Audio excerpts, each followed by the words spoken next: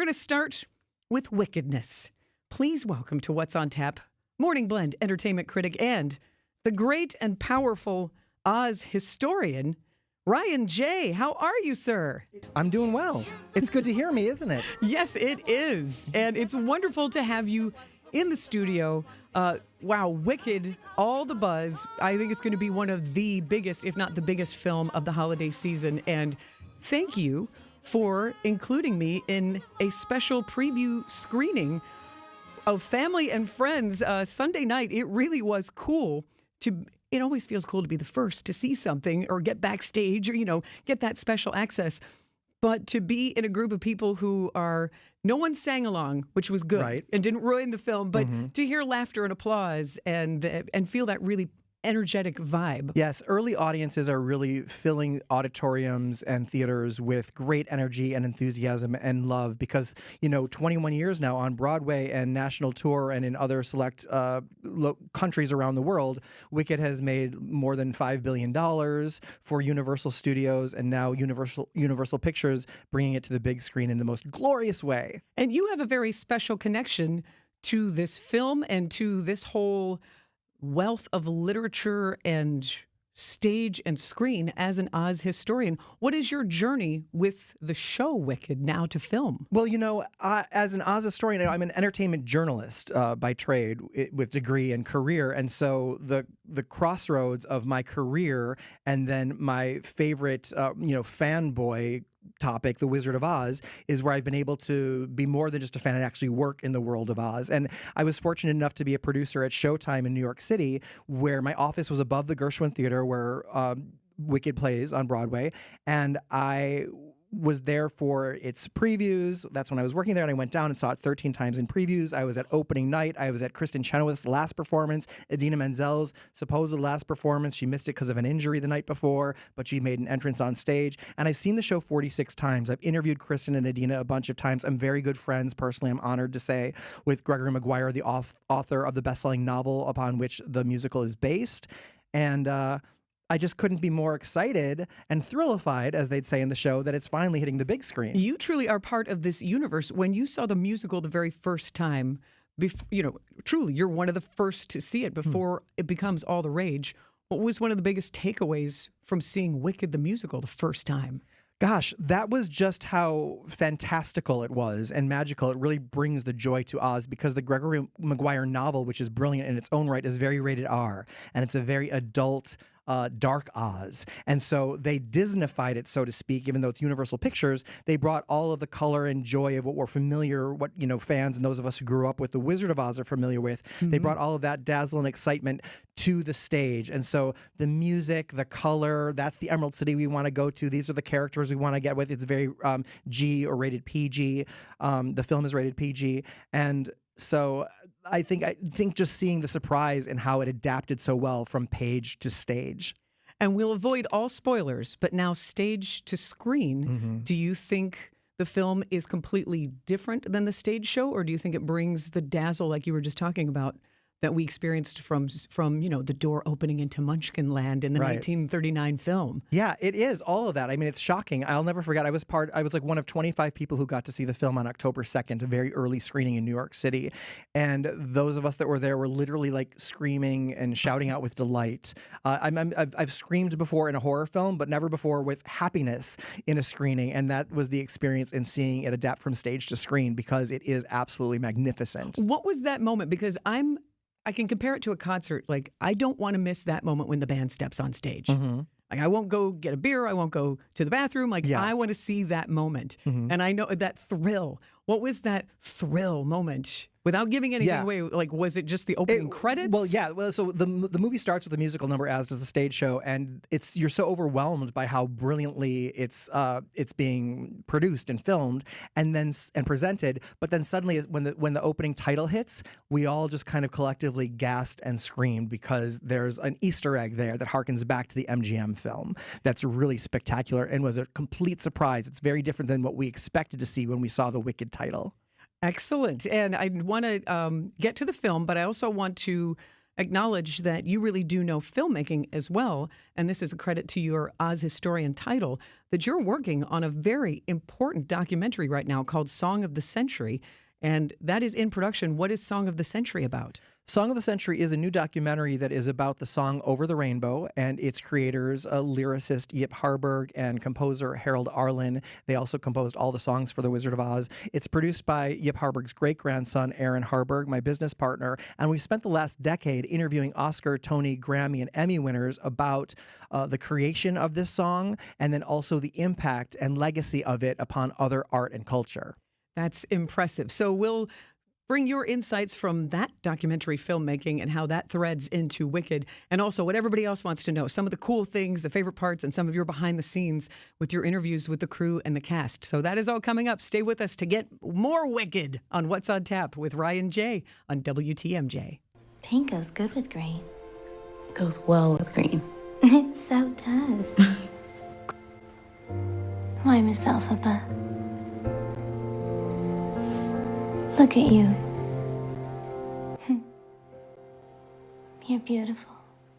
A moment from the brand new film Wicked, which comes out in theaters on Friday, highly anticipated by many as what's going to be one of the hugest holiday films probably ever, in my prediction. And I have in the studio with me Morning Blend entertainment critic and Oz historian Ryan J. of Ryan J. Reviews, and you've probably seen him on the Morning Blend, but really this is your area of deep knowledge and expertise, and what lore Frank L. Baum left us just with the Oz world, and now this is the 21st century evolution of it. For anyone who didn't see the Wicked musical yet, and there are people out there, what is the story that we see in Wicked? Because I think the film, after getting a chance to preview it with you, it stands alone. You don't have to know every little nuance of the Wizard of Oz world. Right, and it's the first in a franchise. It's the first in a franchise. We're getting more Wicked next year, and it does stand completely alone. Yeah, this is part one. Right. I have to tell you, at the end, when it says "to be continued," those three words are causing an ache for me. It's great. When part two comes out this time next year? Yes. Okay. Yes. And so Wicked is written as a novel that's a best-selling novel by Gregory Maguire, and it's a revisionist prequel to The Wizard of Oz that imagines what would it have been like for the childhood of a green-skinned girl who's born into a Munchkin family. In this Oz version, Munchkins aren't necessarily vertically challenged, but they... She is bullied, and then she goes off to college, and she has this unlikely roommate, Glinda the Good Witch, who, she's not yet the Good Witch. She's Glinda. She's Galinda. And oh, does she want to be a sorceress? She wants to have those powers. And they spar, and they have a lot of animosity, and then it's really the story and the unfolding of how they fall in love as best friends. And it's a powerful story, and you got the opportunity not just to be invited to be a small group of people to be the first to see the film, but you also got the opportunity to be on the movie set? Yes, Wow. They brought over, it was filmed in London, but they brought pieces of the set over to LA for the press tour. And as the junket where we went to interview some of the filmmakers, they rebuilt the set of the Emerald City. So I was there with the actual wizard's head from the throne room that they brought over, and I did an introduction there. And then I got to interview the screenwriter, Winnie Holzman, the composer, Stephen Schwartz. I also talked to the designers who did the makeup and hair and the hairstyling. And first, I'd like to share a bit of it with you. I spoke with Stephen Schwartz, who is the composer of the lyrics and music of Wicked. And that's incredible, just in that the attention to detail to all of the visuals are incredible. And the Easter eggs, if you do follow along with The Wizard of Oz and other Oz properties, you'll be tickled and delighted. But the attention also to the music is magnificent. And this is part of your chat with Stephen Schwartz. Listen to when the kids at the very beginning of the film are running through the tulip fields to announce the death of the witch. Listen to that. Okay. And when Elphaba and Fiyero are transporting the lion cub on a bicycle and putting the lion cub in a basket, which may be reminiscent of a certain thing that happens in the 1939 film, listen to how that's scored.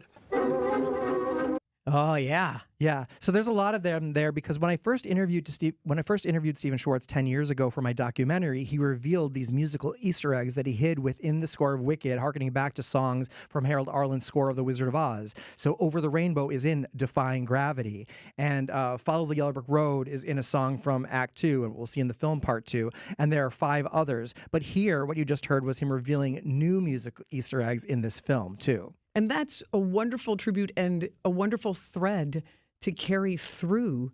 And when you're hearing it, it's so not obvious, but it's just wonderful. And on the WTMJ YouTube live stream, by the way, we are sharing photos of Ryan. That we just showed a photo of Ryan with Stephen Schwartz, red carpet photos, and some of that cool behind the scenes look that you got, and you're so generous to share. Like, I love your enthusiasm to share. And there are other things that are traditional, or at least we think are traditional in pop culture. Like, to me, Dorothy and the Ruby Slippers. Yes. That's one of the most iconic visuals in the film.